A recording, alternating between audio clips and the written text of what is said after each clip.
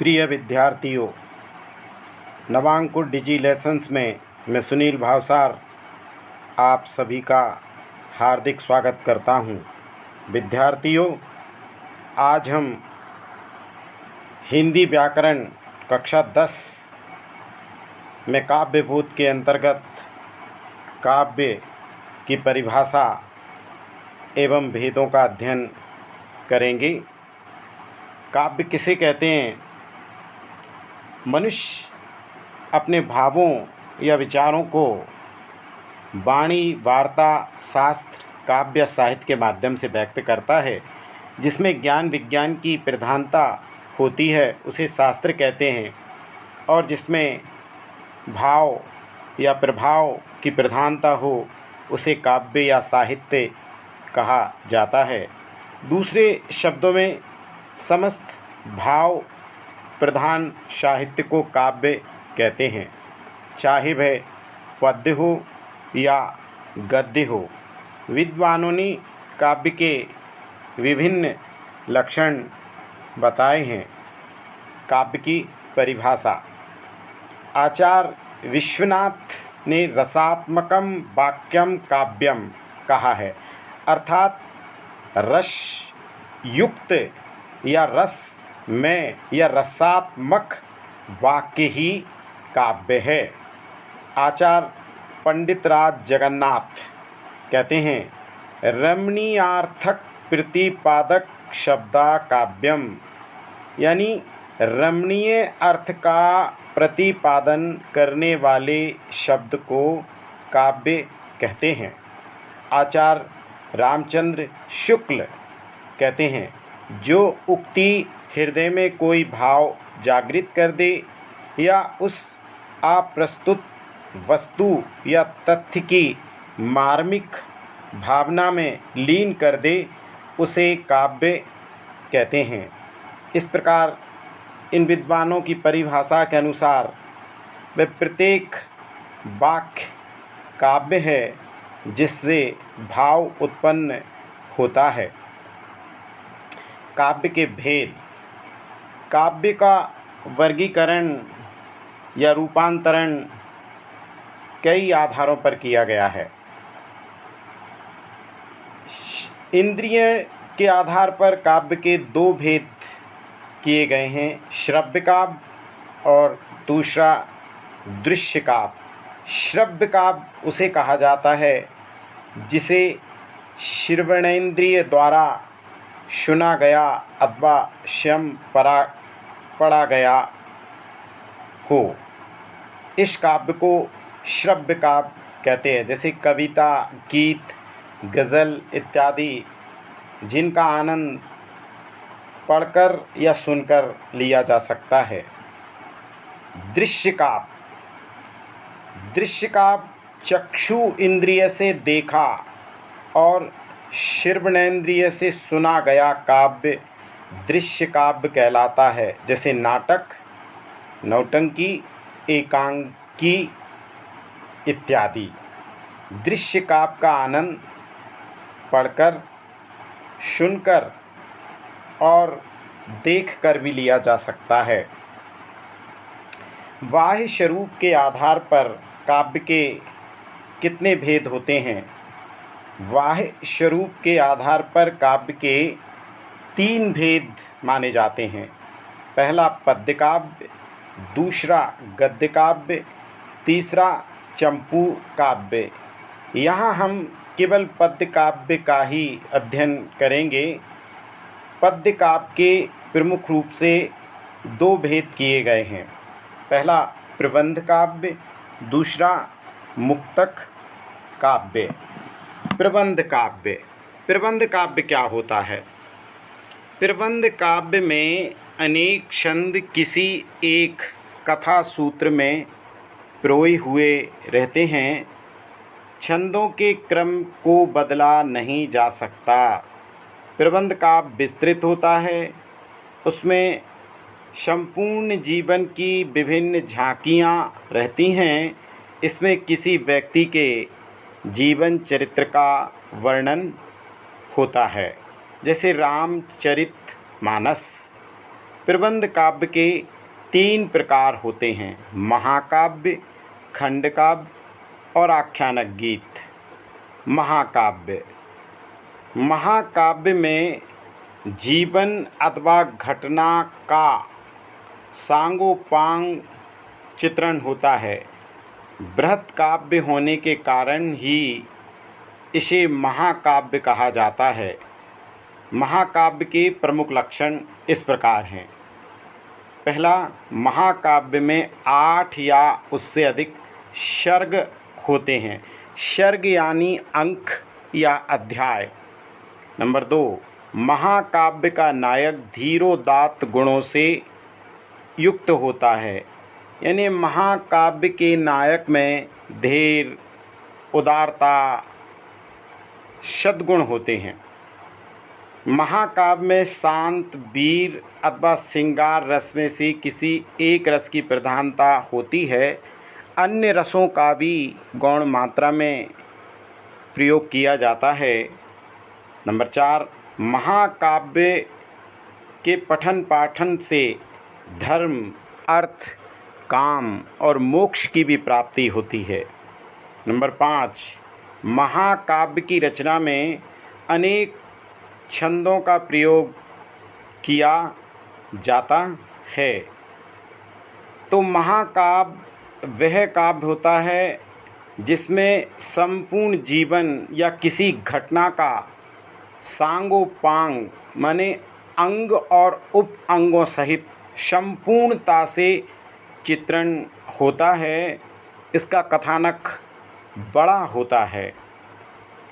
कुछ महाकाव्यों के नाम। रचयिता तुलसीदास। तुलसीदास जी ने रामचरितमानस महाकाव्य लिखा है। मैथिली शरण गुप्त के द्वारा साकेत महाकाव्य की रचना की गई।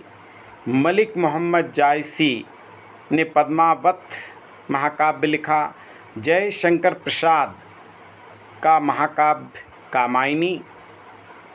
अयोध्या सिंह उपाध्याय हरिओद आधुनिक काल का प्रथम महाकाव्य प्रियप्रवास, जिसकी रचना खड़ी बोली में की गई है। श्री कृष्ण सरल ने भगत सिंह की रचना की।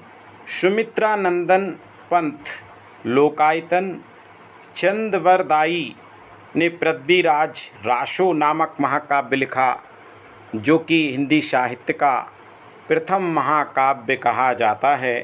रामधारी सिंह दिनकर ने उर्वशी महाकाव्य की रचना की है। अब खंडकाव्य। खंड जैसा कि शब्द से ही स्पष्ट होता है, खंड माने भाग या टुकड़ा। तो खंड काव्य में नायक के जीवन की किसी एक घटना अथवा हृदय स्पर्शी अंश का पूर्णता के साथ अंकन किया जाता है। यानी खंड काव्य में जीवन के एक अंश, एक घटना या एक दृश्य का संपूर्णता से वर्णन किया जाता है। खंड काव्य के प्रमुख लक्षण हैं। खंड काव्य में मानव के किसी एक पक्ष का चित्रण होता है। इसकी रचना एक ही छंद में की जाती है। नंबर 3, खंड काव्य की कथा वस्तु पौराणिक या ऐतिहासिक विषयों पर आधारित होती है। खंड काव्य में श्रृंगार या करुण रस की प्रधानता होती है। खंड काव्य का उद्देश्य महान होता है। खंड काव्यों के नाम। पंचवटी और जयद्रथ वध, इन दोनों खंड काव्यों की रचना मैथिली शरण गुप्त जी के द्वारा की गई है। भस्मासुर, इसके रचयिता नागार्जुन। सुदामा चरित नरोत्तम दास द्वारा लिखा गया खंड काव्य है। पार्वती मंगल गोस्वामी तुलसीदास जी ने लिखा है। महाप्रस्थान नरेश मेहता। पथिक राम नरेश त्रिपाठी। हल्दी घाटी का युद्ध डॉक्टर श्याम नारायण पांडे। कदम कदम बढ़ाए जा गोपाल प्रसाद व्यास। और रश्मि रथी तथा कुरुक्षेत्र नामक खंड काव्यों की रचना श्री रामधारी सिंह दिनकर के द्वारा की गई है। प्रबंध काव्य का तीसरा भाग आख्यानक गीत। आख्यानक गीत भी लघु प्रबंध काव्य है। आख्यानक का अर्थ होता है कथा या कहानी, अर्थात ऐसी पद्यबद्ध रचना जिसमें एक लघु आख्यान या कथा वर्णित होती है, यानी एक छोटी कहानी जो कि छंदों में लिखी गई है तथा जिसके छंदों में गेयता होती है, उसे आख्यानक गीत कहते हैं। हिंदी के कुछ प्रमुख आख्यानक गीत हैं, जैसे झांसी की रानी सुभद्रा कुमारी चौहान ने इसकी रचना की है। रंग में भंग मैतीशरण गुप्त के द्वारा लिखा गया आख्यानक गीत है। चंदेरी का जौहर डॉक्टर आनंद मिश्र।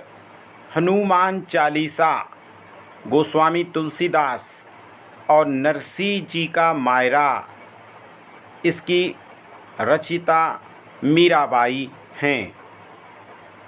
दूसरा, मुक्तक काव्य। मुक्तक काव्य में प्रत्येक छंद अपने आप में स्वतंत्र और पूर्ण रहता है। इसमें पूर्वापर संबंध नहीं रहता, अतः छंदों या गीत का क्रम बदल देने पर भाव स्पष्ट करने में असुविधा नहीं होती। सामान्यतः इसके अंतर्गत गीत, कविता, दोहा, पद आदि आते हैं। सूर, मीरा, बिहारी, रहीम जैसे कवियों के गेय पद मुक्तक काव्य के उदाहरण हैं। तो जैसा कि शब्द से ही स्पष्ट है, मुक्तक माने मुक्त, यानी इसके छंदों में कथा नहीं होती, बंधता नहीं होती। किसी भी छंद को किसी भी क्रम में पहले या बाद में पढ़ा जा सकता है। प्रत्येक छंद पूर्ण रस की अभिव्यक्ति प्रदान करने में सक्षम होता है।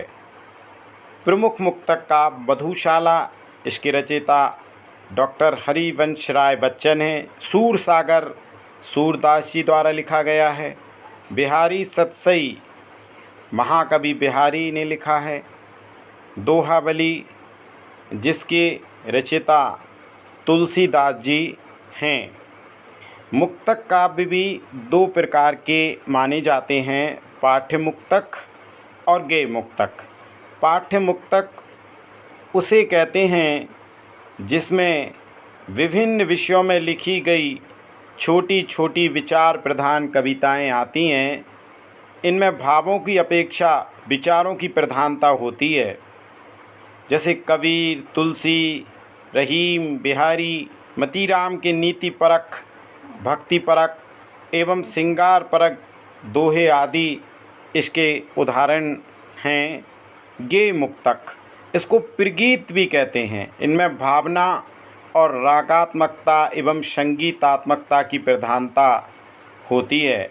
कबीरदास, तुलसीदास, सूरदास, मीरा के गेय पद आदि तथा आधुनिक युग के प्रसाद, निराला, पंत तथा महादेवी वर्मा आदि इसी श्रेणी के कवि हैं। आज के डिजी लेसन्स में इतना ही। अगले डिजी लेसन्स में छंदों के साथ फिर से मिलेंगे। धन्यवाद।